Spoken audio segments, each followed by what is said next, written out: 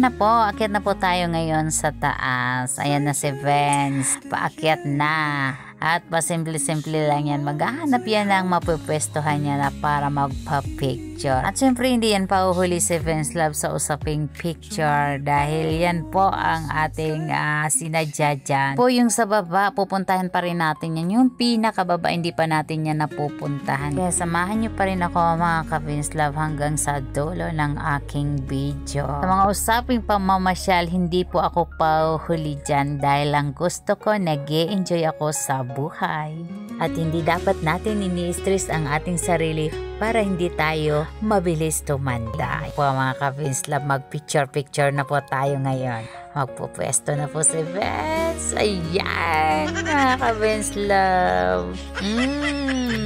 Naman talaga. Dako naman po tayo ngayon sa baba. Kahit nakakapagod mga ka-Vince Love, ikutin na natin to dahil andito na rin lang tayo. Napasubo na talaga ang ating mga tuhod dito. Mamayang gabi siguro sasakit-sakit na to. Sa mga nagbabalak na pupunta dito sa Baguio at mamamasyal, ang mga tuhod nyo ihanda-handa nyo na dahil lahat ng pasyalan dito halos akyatin.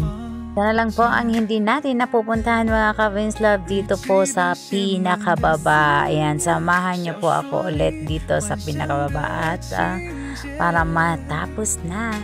Matibay talaga ang tuhod ni Vince Love dahil sanay na sanay tayo sa mga akyatin dito, pero yung mga hindi taga rito at mamamasyal dito, ihanda nyo na po ang panghapla sa inyong mga tuhod at sasakitin kayo niyan. Sigurado po.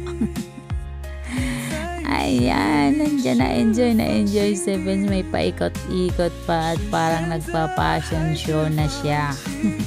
Lahat ng sulok ng dito sa baba ay pinuntahan niya na yata. Oh, yan. Meron siyang pupuntahan. Parang kakaiba ang kinikilos ni Vince. Oh, meron siyang kakaiba na naman na gagawin. Pasimple ka dyan. Ano ba yung hinahawakan mo dyan? Yan na, Vince. Ano na naman yan? Nakita mong yan. Parang ngayon ka lang nakakita niyan, Vince. Hindi mo mapakawalan yan. Alis ka na dyan, oh. Mako naman po tayo dito sa isang sulok na parang kuweba, pero pag tinignan mo, maluwang po dyan sa taas. Yan, maliwanag.